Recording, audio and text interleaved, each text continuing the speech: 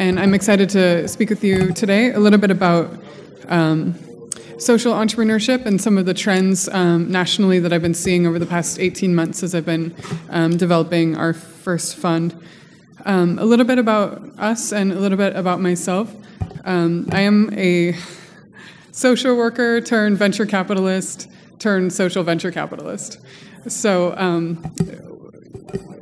kind of an awkward combo, but when I worked in social work, I always felt frustrated that our ability to deliver benefits to our clients, which included foster kids and teen moms and juvenile sex offenders, that our organizational constraints limited our effectiveness at providing supportive benefit to our kids. And so I got out of social work and worked in venture capital, which is a very interesting field because of the ability to scale so quickly. And yet, while I really love the cutthroat nature of venture capital, and I really enjoy working with our CEOs, I always kind of had this trailing set of nonprofits that I was working with that distracted me for hours on end, in addition to an aggressive work week. And so for me, striking that balance has been really dynamic. And in particular, our fund focus, we've chosen to align with the White House Office of Science and Technology Policy, the Grand Challenges program, which is meant to bring engineers, entrepreneurs, and impact funds together to solve civilization-afflicting problems, which is not that much of a focus at all, as it turns out, because there are a ton of problems in the world. And so we're extremely committed to being a fund that integrates hybrid ROI standards so that we set clear expectations with our social entrepreneurs up front that they're to perform at a very high level financially and that they're to quantify their social impact in ways that can generate traction and additional resourcing and deliver the social benefit that they hope to accomplish. And similarly, that we find and work with high-growth entrepreneurs who may be utilizing social benefit practices, but they don't self-describe as a social entrepreneur, and so therefore they're not integrating into the social entrepreneurship community, and they're not accessing types of capital that are available to them that can help fuel innovation and some of the infrastructure that they need to scale out those things. So in terms of trends, let's see. There's just a ton of things that have been going on. I've been traveling nationally. So this year I've been in DC, New York, Philly, Boulder, Salt Lake, Seattle, San Francisco, LA, Denver, San Diego. And anyway, I've been all over the place. Can you hear me? Yeah. No, that's fine. Thank you. I appreciate that. So I've been all over the place, and we've just been interacting with a ton of organizations. We've met with folks at the Case Foundation, which is a DC-based foundation that was started by Steve Case from AOL.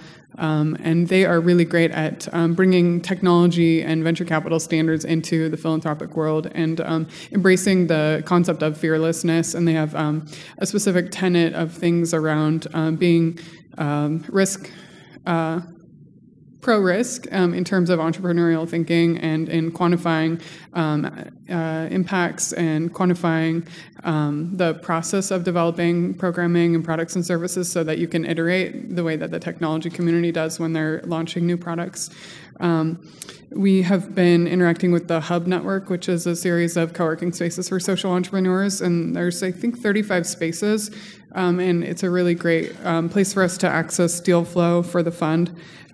We've been interacting with the White House Business Council. We attended a summit in October where there were 150 university presidents there. And one thing that's unique about our fund is that we're integrating with student analyst talent. So I previously ran programs at Brigham Young University, Idaho, and at Willamette University MBA School, and trained student analysts to do due diligence on the venture companies. And so we're taking that model and incorporating it into the social entrepreneurship programming inside of universities.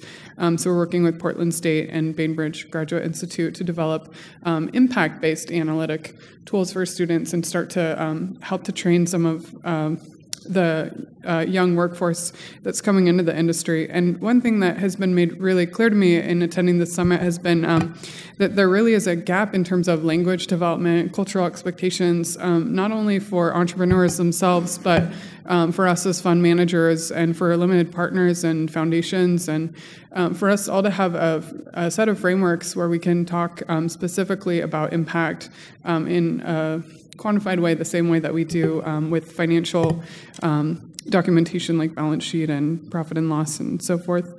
Another thing that I've been running into this past year and a half has been just this kind of underachieving sensibility where we're willing to trade financial opportunity for increased or impact coming onto the register, and that depresses me greatly.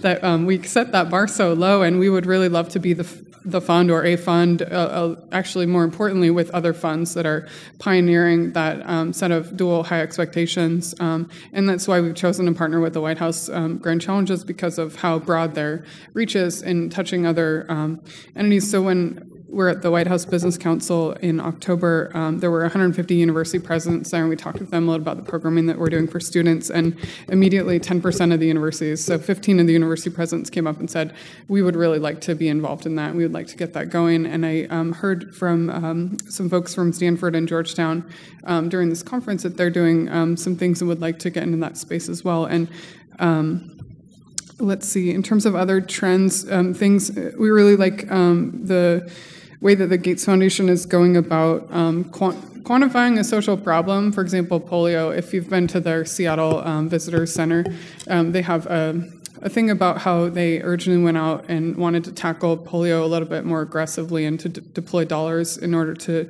produce outcomes. And I think they went from 30 or 60% effectiveness to 99% eradication, which is fantastic. And that's the kind of quantification that we want to see as we go out to put our entrepreneurs and the capital that we can put behind them to work to solve world problems. We want to see results. And another thing that sort of drives me crazy is when I keep running into social entrepreneurs where they're kind of a sole founder, martyr, biking around town and operating on like a 75 to 150K a year budget, which basically doesn't pay for anything. And yet their impacts are fantastic. Like one woman entrepreneur that I know, she is being able to deliver outcomes to about 100,000 recipients in her target sector, which is great. It's better than, what a social work agency can do, which is a caseload of 15 clients per social worker. So, I mean, that's tremendous.